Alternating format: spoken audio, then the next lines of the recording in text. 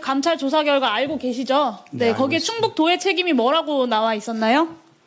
뭐 여러 가지가 지적이 된 걸로 알고 있고 공무원들이 지적을 받은 걸로 알고 네, 있습니다. 정말 모르고 계시는군요. 그래서 그 공평 일일이 여기다 이지하차도 관리 말씀드릴 주체이자 교통통제 권한을 가진 기관으로서 사고 발생 이전 교통통제 기준이 충족되었음에도 실시하지 않았다. 사고 당일 미호천 범람 신고, 위험 신고를 받았음에도 비상 상황에 대응하는 조치를 취하지 않았다. 모르세요? 다 그것이 검찰 수사의 과정이 있기 때문에 아니 국무조정실에서 발표한 거라고요. 근데 이거 모르시냐고요. 그 이게 무슨 검찰 수사와 무슨 상관이에요? 국무조정실의 그 조사가 다 완결된 것이 묻겠습니다. 아니고 궁평 또 이지하차도 우리 몇 번 지방도죠? 공무원들의 진술이 엇갈린 증인! 부분이 많이 있기 때문에 그렇게 묻는 말에 의원님- 대답하세요. 여쭤보는 말씀에 대답을 하십시오. 지금 유가족들 앞에서 이 오송 참사의 최소한의 진상을 밝히는 과정입니다. 궁평 이 지하차도 몇 번 지방도입니까? 네, 도로법상 508번 지방도고요. 그 도로법상 508번 지방도의 도로관리청 누구죠? 충청북도입니다. 네, 충청북도입니다. 도지사 본인이세요. 오송 참사 3일 후에 충북도가 언론에 직접 공개한 자료인데요. 4시 10분 금강홍수 통제소가 미호청교 홍수경보 발령. 그리고 이게 어떤 의미냐면 30%만 더 차면 미호강 넘치는 재난위기라고 76개 기관에 이때 통보를 했습니다. 당연히 충북도도 통보를 받았고요. 그리고 6분 전에 이미 해안부가 NDMS로 같은 내용을 통보를 해줬습니다. 6시 30분에 그 관할 소방서인 청주 서부소방서에서 부분적으로 그 부분 통제단까지 선제적으로 가동을 했어요. 도에서 배포한 자료니까 맞죠? 여기에도 오류가 있나요? 그 자료를 보지 않았으면 맞을 겁니다. 네네.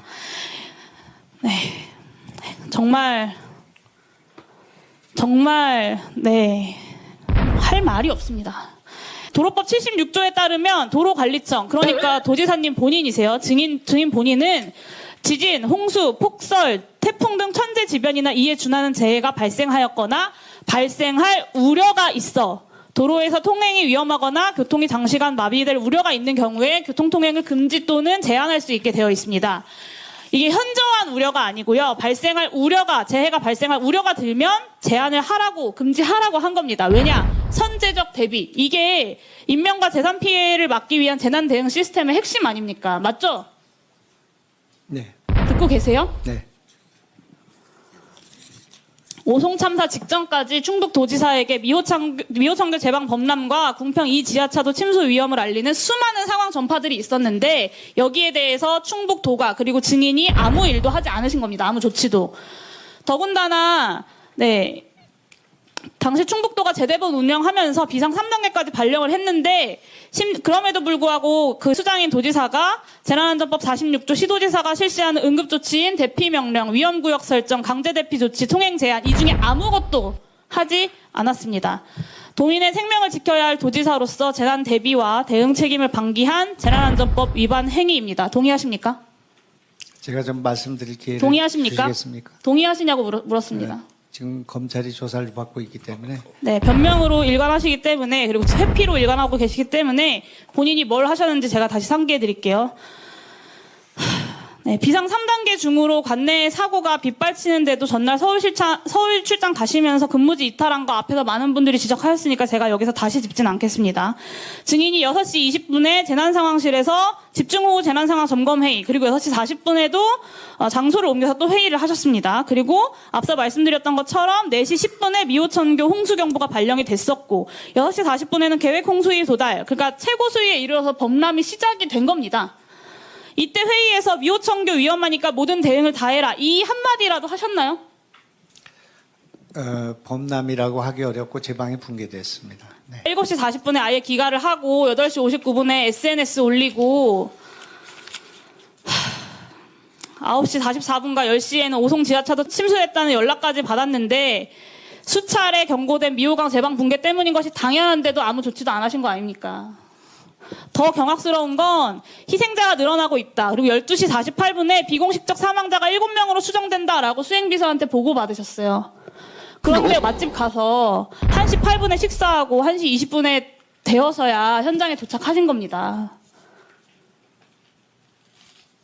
비공식적 사망자가 7명이라고 추정된다고 보고받으신 이후에도요. 그럴 리가 이미 있겠습니까? 한참 전에 언론에서 속보까지 나고 있던 상황이었습니다. 수많은 희생자들이 지하차도 한가운데에 있던 그때에 증인께서는 맛있는 음식을 드시고 계셨던 겁니다. 이게 대한민국의 정치 그리고 공직자의 현실이라고 저는 정말 믿고 싶지가 않아요. 유가족분들은 어떠시겠어요? 재난 대응의 경각심과 책임성이 얼마나 낮으면 도지사라는 분이 모든 권한과 책임을 쥐고 있으면서 어떻게 이렇게까지 아무것도 안 하셨을까? 저는 정말 믿기지가 않습니다. 본인의 책임 인정하시고 사과하시고 도민들에게 책임 있게 사퇴하시는 것이 맞다고 저는 생각하는데 어떻게 생각하십니까? 네, 전혀 사실에 근거하지 않고 있기 때문에 그리고 일방적으로 말씀하시잖아요. 그러니까 제가 묻는 것만 답변하세요. 저한테 답변할 기회를 주셔야죠. 묻지 않은 걸 자꾸 답변하시니까 그러는 것 아닙니까? 아니 제가 7명이 그리고요, 또 실종됐다는 얘기를 듣고 말씀드릴게요. 식사를 하러 갔다는 얘기가 어떻게 38만원 업투비 가능하겠습니까? 결제한 내역이 있지 않습니까? 짜그리집. 예? 지금이라도 기회를 드릴 테니까 오송 참사 관련돼서 언론에 고발한 것들 다 취하하시고 진심 어린 태도로 본인의 법적인 위반과 부족한 내용들 인정하고 유가족들 피해자들께 사과하시겠습니까? 저는 이제 유가족들과 도민들에게는 사과를 무수히 했고요. 저 책임에 일단 막중한 책임을 느낀다는 말씀 드렸습니다만은 의원님이 그렇게 일방적으로 지금 주장하는 내용을 제가 용인하기가 어렵다 그런 말씀입니다. 저도 국회에 있어 봤지만 이렇게 무지막지하게 그 사실 자체를 왜곡시켜서 이 사태에 대한 본질을 왜곡할 수 있는 그런 내용들이 국회에서 논의되고 이게 속기록에 남게 되고 이게 검찰 수사에 영향을 주고 또 우리 도의 공무원들이 지금 많은 분들이 지금 수사를 받고 있습니다. 그렇기 때문에 이 문제는 객관적으로 다뤄야 될 문제 사안들이 굉장히 많이 있는 거 아니겠습니까? 그렇기 때문에 이렇게 일방적인 주장을 하고 이를테면 7명이 실종된 걸 알면서 식사를 버젓이 하고 현장에 가지 않는 도지사가 어디 있겠습니까? 7명이 실종됐는데도 불구하고 오송을 가지 않고 버젓이 식사를 했다. 이렇게 말씀하시는 거는 전혀 내용이 다른 것이다. 그런 말입니다. 제 그 현장에 가지 않은 것에 대해서 개탄하고 제가 일찍 갔어야 된다는 그런 뜻으로 한 말씀인데 그것이 무슨 제가 거기 가지 않았기 때문에 해결하지 못했다는 식으로 그걸 인용하고 하는 것은 부분을 가지고 하는 말씀이고요. 증인이 답변하는 과정에서는 모든 것이 다 명확하지가 않고 엉망진창입니다. 그래서 세 가지 경우 중에 하나일 것 같은데요. 하나는 수행비서가 허위로 이 문서를 작성했다.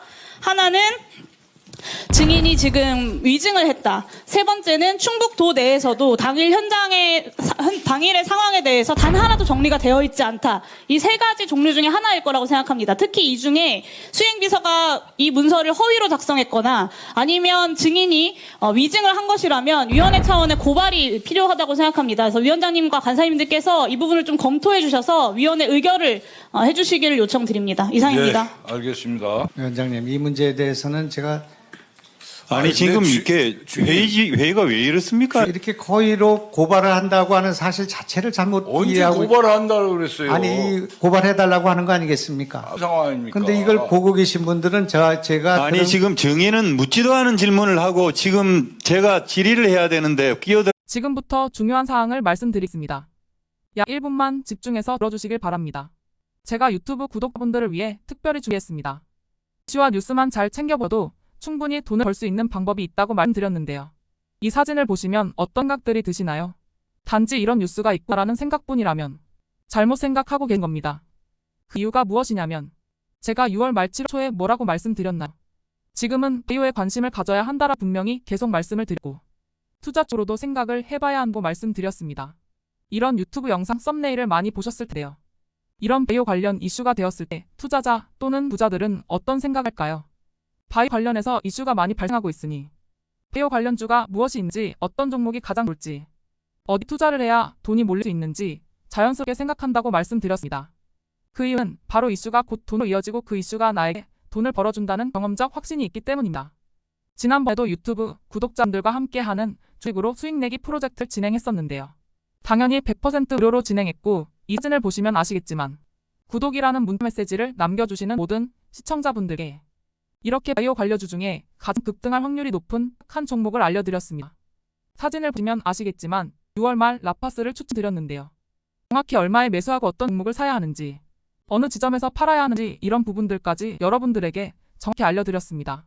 실제로 많은 분들이 수익을 보셨고 오른쪽 사진을 보시면 아시겠지만 6월 말 라파스를 소개해드리고 난 후 실제로 며칠이 지나지 않고 이렇게 주가가 2배 이상 급등하였습니다.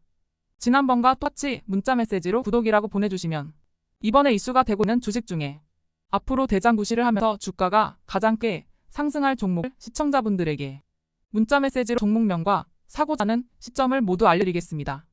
그래서 이 영상을 보시고 계신 시청자분들에게 이번 종목이 궁금하다 하시는 분들은 남녀노소 시간대 상관없이 이렇게 상단에 제 번호를 항상 남겨놓고 있습니다.